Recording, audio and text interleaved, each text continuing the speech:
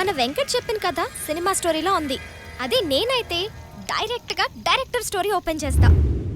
అదొక నిర్మానుష్యమైన రోడ్డు. ఆ రోడ్డు మీద లిఫ్ట్ కోసం ఒక అందమైన అమ్మాయి వెయిట్ చేస్తుంది.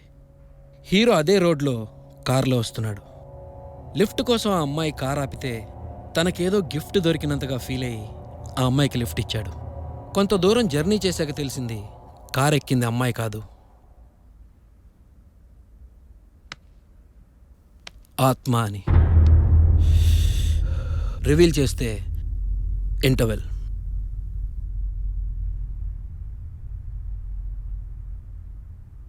ఇదే మనం చేయబోయే నెక్స్ట్ ప్రాజెక్ట్. ఎలా ఉంది సార్? అనసూయ అమరావతి, అవును అవును టూ అన్ని హర్రర్ మూవీసే, మళ్ళీ హర్రర్ ఎందుకు? ఏదైనా ఎంటర్టైనర్ చేయొచ్చుగా. అవును సార్, ఇప్పుడున్న ట్రెండ్లో అన్ని కామెడీ సినిమాలు హిట్ అవుతున్నాయి. అలాంటిది ఏమైనా ట్రై చేస్తే. ట్రెండ్ని ఫాలో అవ్వమంటారు. ఎవరినో ఫాలో అయ్యి ఉంటే రామ్ గోపాల్ వర్మ అనే డైరెక్టర్ మనకు వచ్చేవాడా? శివ సినిమా తీసేవాడా? 25 సంవత్సరాలైనా అది గుర్తుండేదా?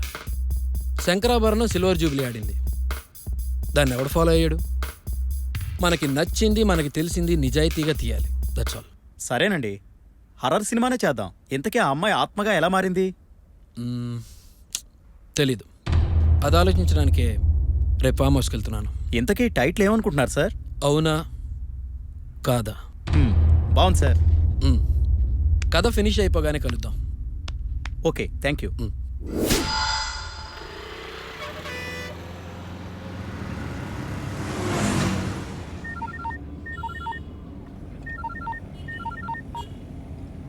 చెప్పండి ప్రొడ్యూసర్ గారు. సార్, టీవీ చూసారా? చూడలేదు. ఏ? క్రియేటివ్ డైరెక్టర్ రవిబాబు మళ్ళీ హర్రర్ మూవీ చేస్తున్నట్టు మీడియాలో బ్రేకింగ్ న్యూస్ వస్తాం సార్. ఏమండి, ఇంకా నా కథే పూర్తి కాలేదు, మీకు ఎందుకండి అప్పుడే ఇంత పబ్లిసిటీ పిచ్చి? ప్రాజెక్ట్ అనౌన్స్ చేస్తేనే కదా సార్ మాకు ఫైనాన్స్ దొరికేది. సర్లే, నేను చూస్తాను. డ్రైవ్లో ఉన్నాను, తర్వాత మాట్లాడతాను. సరే sir. Okay.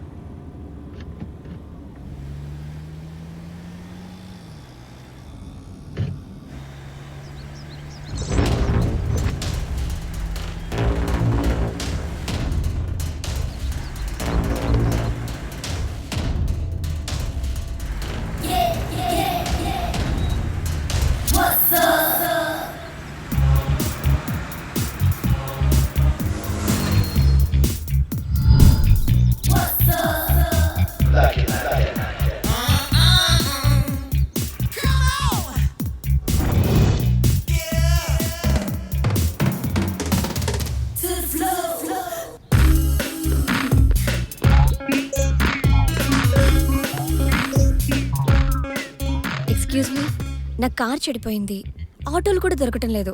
If you don't mind కాస్త లిఫ్ట్ ఇస్తారా ప్లీజ్? షూర్. మీరు ఎక్కడి దాకా వెళ్ళాలి? ఇక్కడే వికారాబా. సార్, మీరు డైరెక్టర్ రవిబాబు కదా? అవును. వావ్! అవును, సినిమా అంటే నాకు చాలా ఇష్టం సార్. కార్లో కూర్చొని కూడా మాట్లాడుకోవచ్చేమో. Okay, sorry. మిమ్మల్ని చూసేసరికి నాకేం మాట్లాడాలో తెలియక ఓకే ఏదేదో మాట్లాడేస్తున్నాను. That's okay.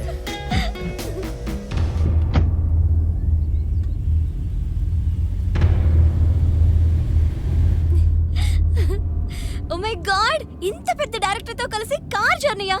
God, I am so happy, I am so excited. You know, I just can't believe this. That's all right.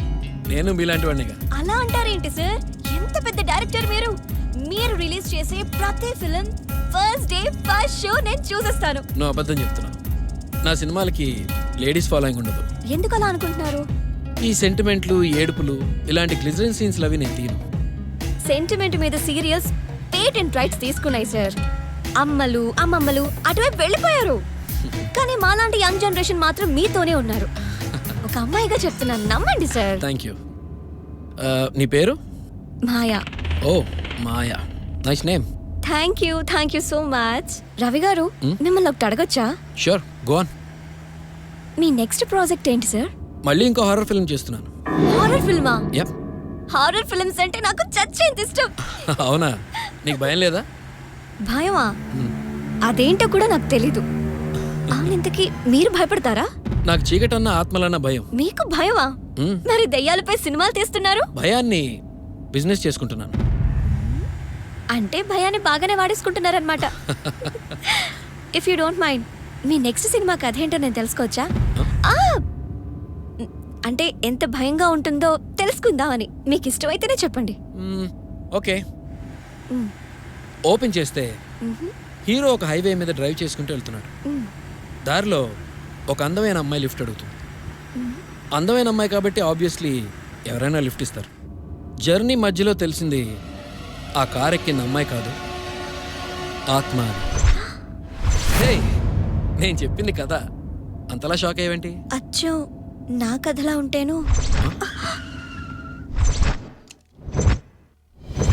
What?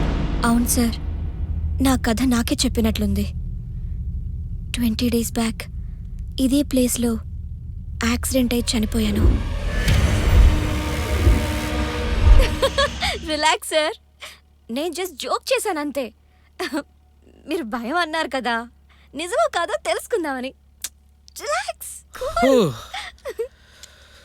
Nice, I like it. Thanks. ఇంతకీ మీరు ఎక్కడి వరకు వెళ్తున్నారు? నా కథ క్లైమాక్స్ దగ్గర స్టక్ అయింది. అది రాయడానికి ఫామ్ హౌస్కి వెళ్తున్నా. నువ్వెంతవరకు వెళ్ళాలి? ఆ, నేను చాలా దూరం వెళ్ళాలి. ఓ, ఇఫ్ యూ డోంట్ మైండ్, ఇప్పుడు నువ్వు నాతో పాటు ఫామ్ హౌస్కి రావచ్చు. రియలీ? యా, నా అంత లక్కీగా లేదనుకుంటా. That's nice. Definitely.